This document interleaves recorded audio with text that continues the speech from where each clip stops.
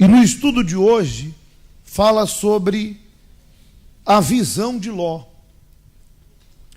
Essa série de estudos que estamos fazendo sobre a fé de Abraão. E diz assim: como sobrinho de Abraão, Ló tinha um grande privilégio: andar ao lado do homem de fé, que era chamado amigo de Deus. Apesar disso, ele não possuía a mesma visão que o tio, pois Abraão enxergava com os olhos espirituais, enquanto Ló usava somente os olhos físicos. Assim sendo, Abraão decidiu se separar de Ló e deixar que ele seguisse seu caminho. Ele tinha certeza de que teria sucesso, independentemente do lugar para o qual estivesse indo, se refere a Abraão. Por isso, Abraão deixou a cargo do sobrinho e escolheu a terra que habitaria. E logo seguiria na direção oposta. Como os olhos físicos são sempre gananciosos, ao ver as campinas do Jordão, que era terra fértil, Ló decidiu seguir para lá, onde tudo parecia muito o quê? Próspero. Gênesis 13, 9. Mas assim como as atitudes tomadas com os olhos da fé dão certo, as atitudes tomadas com os olhos da emoção sempre conduzem ao erro. E mais tarde, Ló pôde constatar quão desastrosa havia sido a sua escolha. Ele perdeu sua esposa, suas riquezas, passou a viver numa caverna e, além disso, cometeu incesto com as filhas, gerando filhos que deram início a dois povos, os moabitas e os amonitas, que vieram a ser inimigos do povo de Deus. Ponto. Eu gostaria de explorar duas coisas aqui dentro dessa palavra. Primeiro, a atitude de Abraão de separar de pessoas. E depois, a visão que ele teve em dizer para o sobrinho: escolhe para onde tu quer ir. Vamos falar primeiro sobre separar. A pessoa que tem os olhos em Deus, na sua salvação, no seu bem-estar espiritual, a pessoa que viveu no inferno, de repente até, quando chegou à igreja, chegou possuída pelos demônios a ponto de manifestar, mas comeu o pão que o diabo amassou, sofreu lá fora, foi enganada pelos seus sentimentos, foi enganada pelo mundo, pelas pessoas, e quando entrou por aquela porta, a vida estava um farrapo. Desculpe a palavra, mas não tem outra que possa retratar a situação, uma desgraça em tudo. E aí a pessoa veio, como aquela ovelha, cheia de espinhos, ferida. Pouco a pouco, ela foi conquistando uma vida com quem? E ela se libertou, foi curada, limpou sua vida diante de Deus, se batizou nas águas por meio dessa atitude de arrependimento, e ela começou a obedecer. E ela obedecendo, Deus cumpriu, Jesus cumpriu a promessa que ele fez. Eu irei para o Pai, mas rogarei ao Pai que vos envie o Espírito Consolador. E aquela pessoa recebeu o Espírito Santo, e ela se tornou numa outra criatura. Mudou a mente, mudou o espírito. Hoje, quem vê ela não tem nada a ver do que ela era. Quando uma pessoa passa por esse processo de nova criatura, de provar os dois lados, de ter saído do inferno, de ter saído da mão do diabo, quando uma pessoa ela tem essa experiência com Deus, ela não trata a vida espiritual dela com meio termo. Ela parece até fanática aos olhos humanos, mas fanatismo é muito diferente de você ser uma pessoa definida na fé. Quando alguém chama outra de fanática, ela tem que entender uma coisa: a pessoa fanática é aquela que não respeita a fé de outra. E em nome de uma suposta fé, ela agride, ela humilha. Em nome de uma suposta fé, ela desrespeita a fé de outra. Em nome de uma suposta fé, ela prejudica. Isso é fanatismo. Mas eu estar definido na fé e priorizar a minha salvação, e não aceitar que coisas e pessoas tirem de mim o que eu conquistei com muito sacrifício, isso não é fanatismo, isso é zelo. E ainda que pareça radical, senhor, senhora, aos olhos de muitos, mas a atitude que eu tiver que tomar para guardar a minha salvação, para guardar aquilo que eu lutei para conquistar, que é a minha comunhão com quem? Eu farei. Se uma pessoa, seja quem for, a atitude dela, o comportamento dela, a meu respeito, quer me tirar de Deus, se é marido, se é esposa, se é parente, nós vamos lutar, orar, colocar o pé da cruz. Mas dependendo da situação, dependendo da falta de respeito, dependendo da falta de reverência daquela pessoa com a minha fé, com Deus, eu vou ter que tomar uma atitude radical como tomou quem? Abraão. Eu vou ter que chegar para ela e falar: olha, segue o teu caminho que eu sigo o meu. Porque você está destruindo, você está prejudicando, você está tentando tirar de mim uma coisa que você não vai tirar. Nem você e nem ninguém. Eu não vou trocar minha salvação por você, nem pelos seus caprichos, nem muito menos pelos seus prazeres, nem muito menos pelo teu egoísmo, nem muito menos pelo seu ciúme, tão pouco pela sua avareza, e tão pouco pelo teu orgulho, e nem muito menos pela sua vaidade. Se você acha que eu vou trair o meu Deus por causa do dinheiro, da mentira e do engano, por causa de uns minutos na cama, por causa disso, por causa daquilo, por causa de um problema que você arrumou e quer que eu dê as caras por você, você está muito enganado. Eu não vou. Por que Abraão decidiu separar de Ló? Simples. Os pastores de Abraão e os pastores de Ló, porque ambos tinham bens, começaram a ter atrito. E é óbvio, se os funcionários deles estavam tendo atrito, havia atrito entre eles. Como Abraão não queria problema com o sobrinho, não queria entrar em contenda com ele, não queria discutir, não queria ter problemas com o sobrinho. Então a melhor coisa que ele falou foi o seguinte: olha, a única maneira da gente não ter problema é a gente resolver isso. Se a terra é pequena e não dá para comportar todos os animais, então vamos fazer o seguinte: vamos resolver isso? Segue o teu caminho, que eu sigo o meu.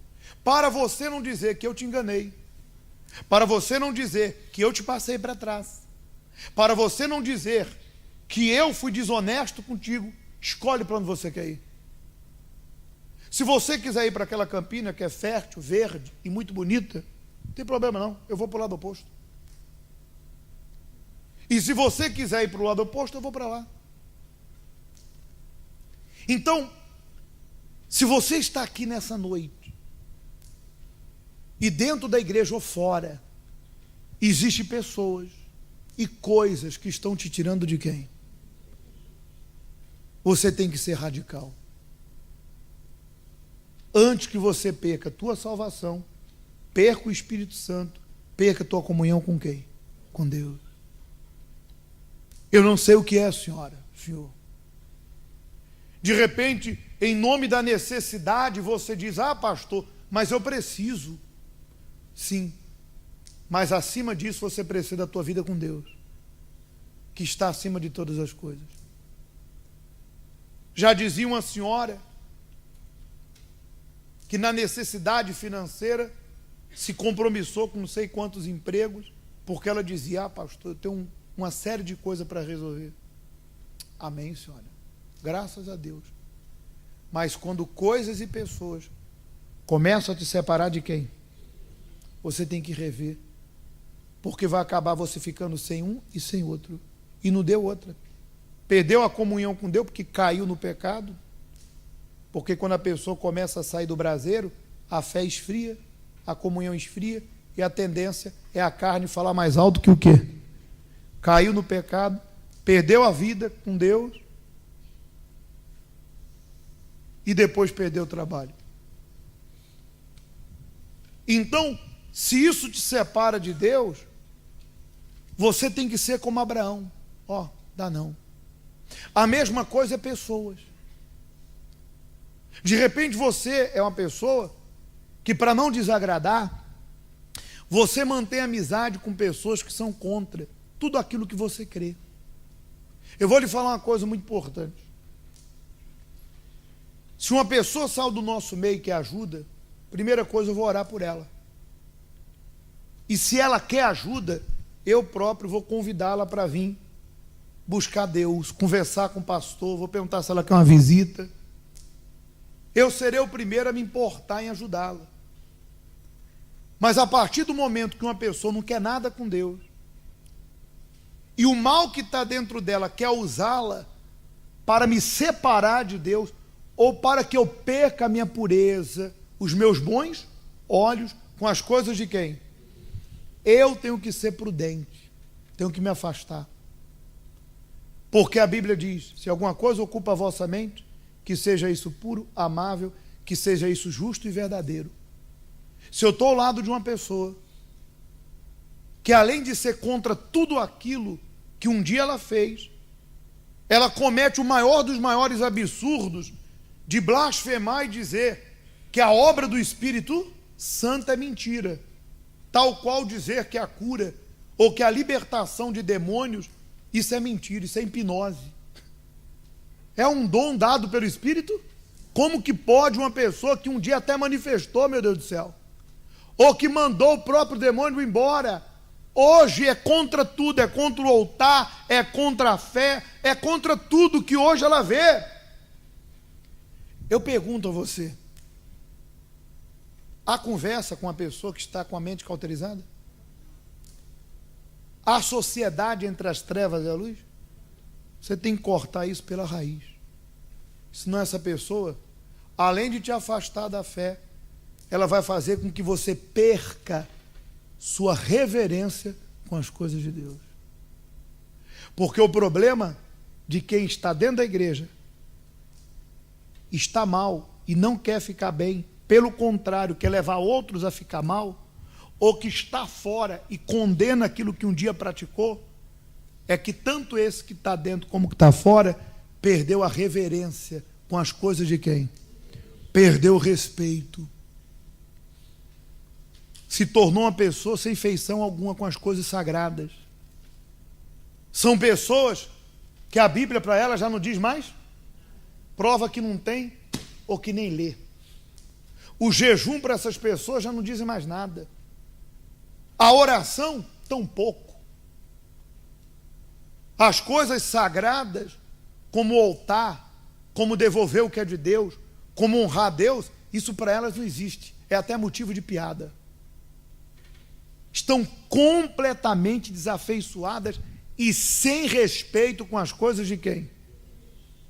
Irreverente. Não tem reverência, não tem temor. E a partir do momento que eu permito com que essas pessoas fiquem em minha vida, e eu permito com que elas tragam essa imagem, essa visão, eu vou ficar da mesma forma que elas. Por isso que há pessoas que já não têm mais zelo com as coisas de quem? Há pessoas que quando começou na fé, poxa, o jejum para ela era tão importante. Está aí o jejum de Daniel, tem gente que nem faz. A palavra de Deus era tão importante para ela, hoje ela nem lê. Diz que está muito cansada para isso. A oração era algo tão importante que ela se derramava. Hoje, a oração para ela é algo frio. É como se Deus fosse um estranho. O altar ela foge. As coisas sagradas, ela até faz para que ninguém condene, mas ela não considera aquilo. perdeu o respeito.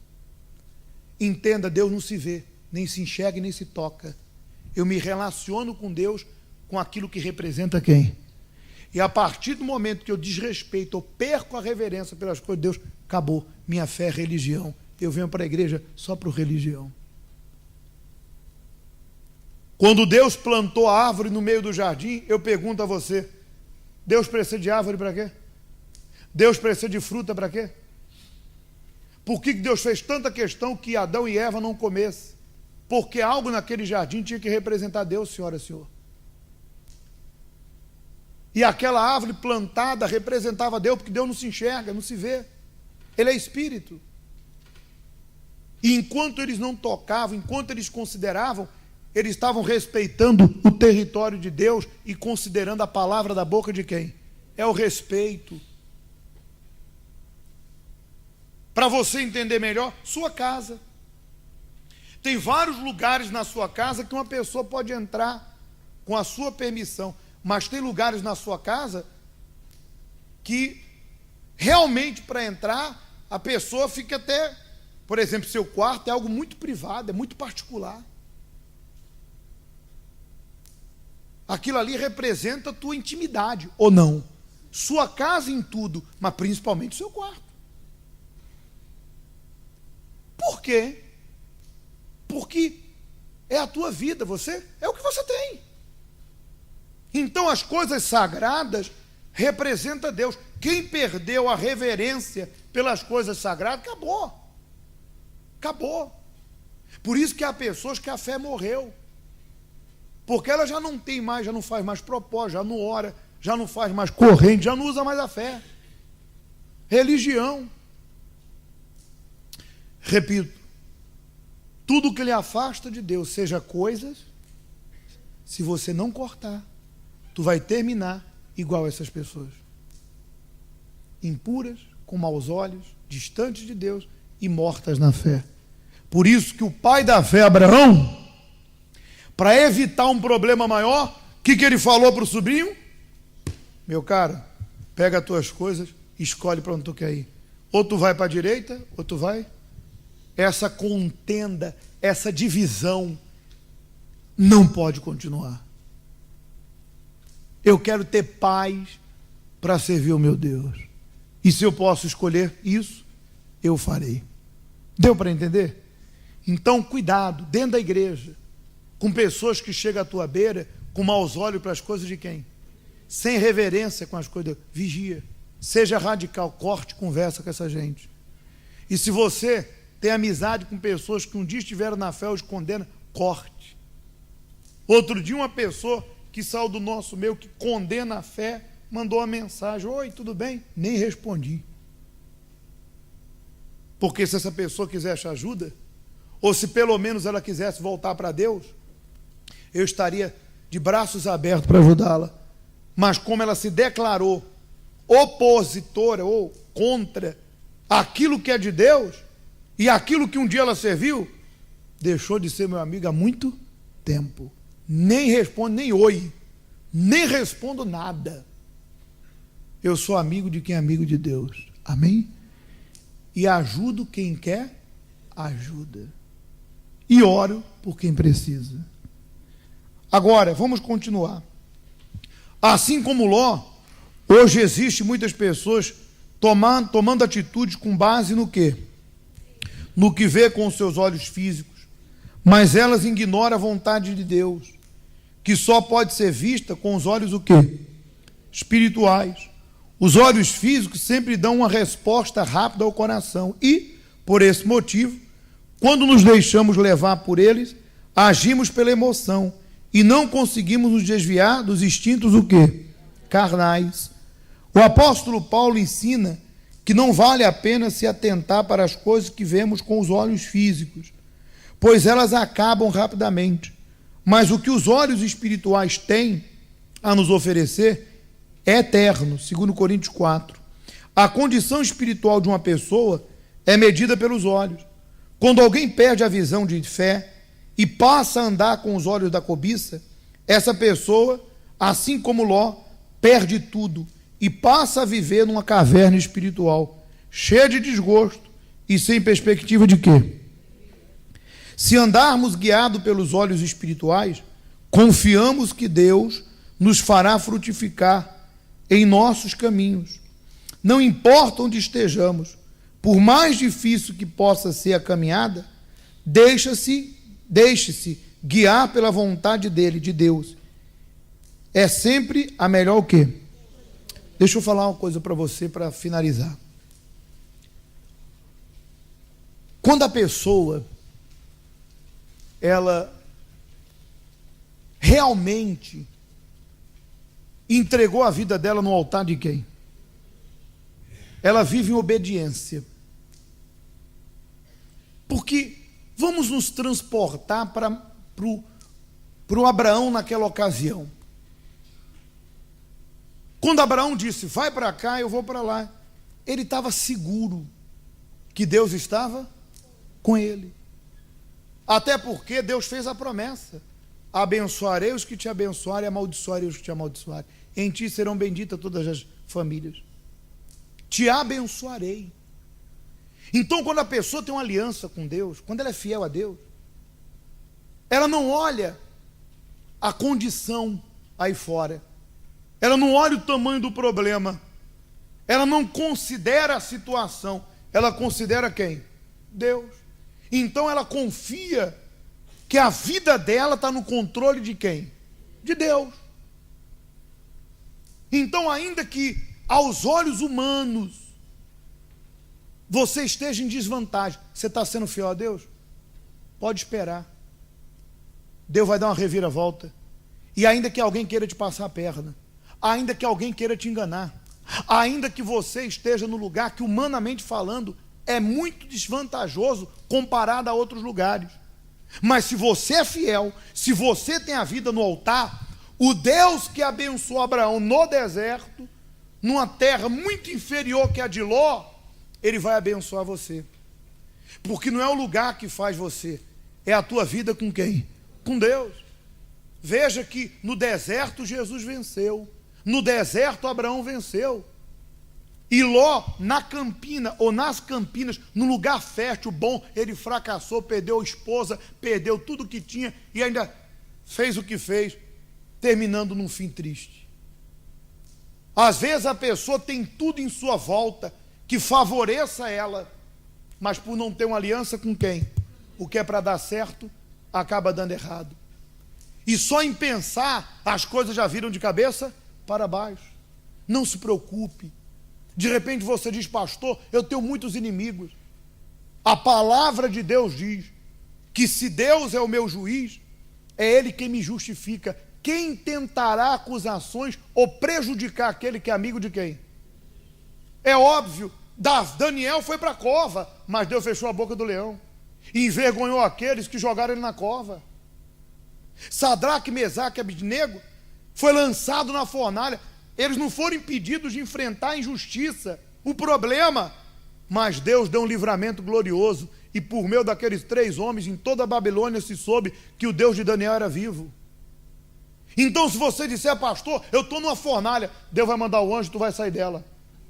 Pastor, eu caí na cova do leão, Deus está contigo, tu vai sair dessa cova e tu vai vencer.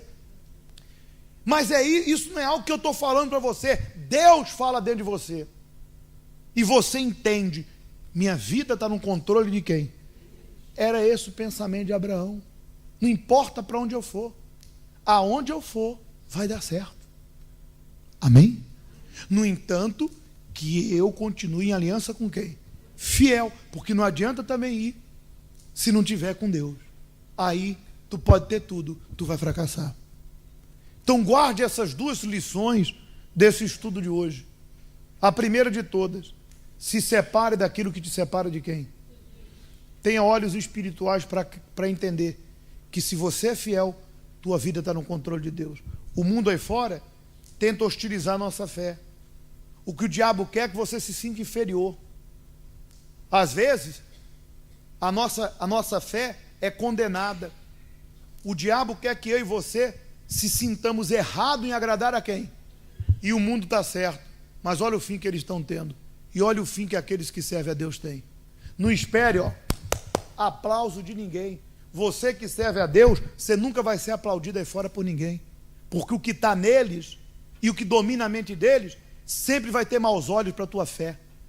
Tu pode ajudá-los, eles vão agir com ingratidão. Verdade ou mentira?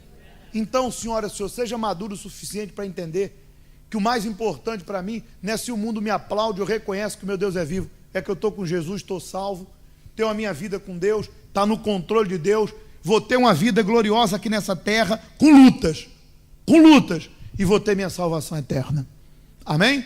Agora, se o mundo não me aplaude, e se não me quer bem, Jesus passou pelo mesmo, mas ele disse, tem de bom ânimo, eu venci.